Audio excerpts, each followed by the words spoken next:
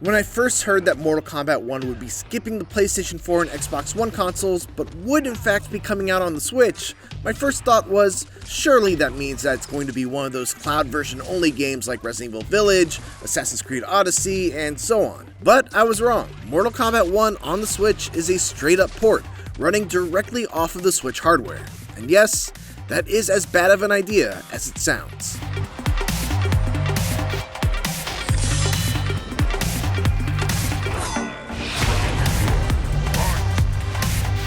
Before we begin, please check out my Mortal Kombat 1 review for the version that's on PS5, Xbox Series X and S, and PC to get a full overview of my critiques of it. Long story short, MK1 is great. There are exciting changes to the gameplay formula in the form of the cameo system, the fighting itself feels fresh thanks to some smart tweaks to how combos are structured, and the story mode is fantastic, even if some of its online features feel outdated and the invasions mode doesn't quite land. Mortal Kombat 1 on the Switch can claim all of those things too, but the technical limitations of the hardware make experiencing them feel like you're trudging through whatever sludge Reptile crawled out of. Let's get the most obvious knock against it out of the way first.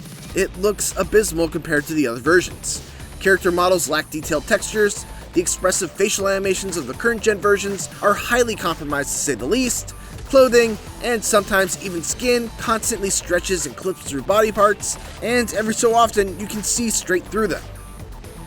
Those absolutely gorgeous stages that I praised in my other review looked like they had a heavy Gaussian blur filter applied to them in Photoshop and briefly made me think that I needed glasses. It's bad, but also this isn't a huge surprise. The Switch was an underpowered console when it launched 6 years ago, and truthfully, if this was the worst of Mortal Kombat 1's problems, I'd still be able to recommend it because even though it would look bad, it would still play great. But the issues go far deeper than just skin. Before you even get into a match, you've got to deal with egregious load times lasting on average about 40 seconds. This is made all the more noticeable by the fact that the character select screen is designed for you to quickly and seamlessly go from here into the match. On the other versions, you select your characters, they clash, say a quick 2 lines of dialogue. You're late, Earthrealmer. Not my fault. My Train to Boo song got delayed. And when they separate, you're in the match. On the Switch, they clash, say a quick 2 lines of dialogue. So far, I've got no signs of Tarkon. Perhaps Earthrealmers are immune. And then stare awkwardly at each other for about half a minute while textures pop in and out all around them. I'm just gonna let this play out so you can get a full sense of how bad it actually is.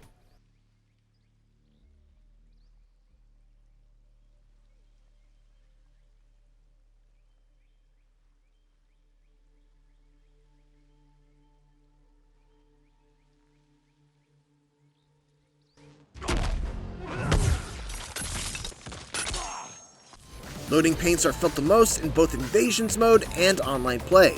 Invasions is particularly bad because it's designed for a ton of quick bouts that you're able to generally steamroll through in order to collect rewards like new gear pieces, skins, etc.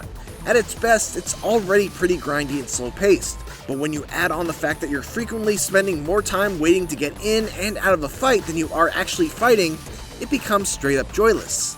Ranked online play is especially frustrating because of the fact that every match is a first to 3 set, and despite playing with the same characters on the same stage with the same cameos, it still takes about 40 seconds of staring at a black screen in between each match of the set.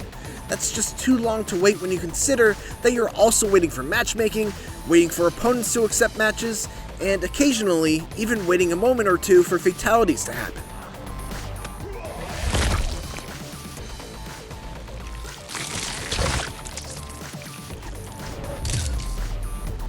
But the real kicker is the actual performance of gameplay during a fight. There's a lot of slowdown that affected my timing and led to drop combos, similar to how it would feel if I was playing online with bad netcode, only this was playing locally against the CPU.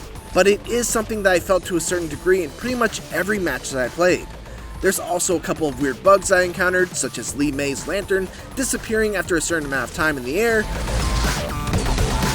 Serena's dreaded boomerang cameo attack doesn't return, which makes it essentially useless, and the list of combo trials isn't at all like the list from the other versions, with most characters getting 6 challenges instead of 7, and some characters just getting 1.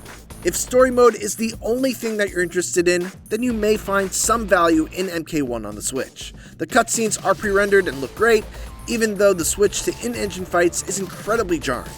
And the problem with long load times is mitigated due to the fact that you're just watching the story as it loads. But if I'm being honest, you'd probably be less frustrated just watching it on YouTube.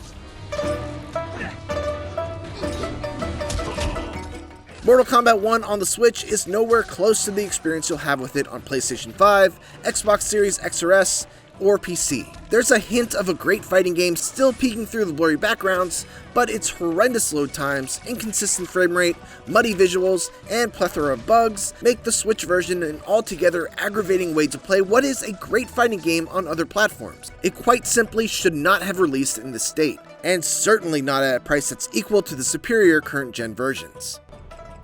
For more Mortal Kombat 1, check out my review of the current-gen versions, along with our video showcasing all the fatalities. And for everything else, keep it here on IGN.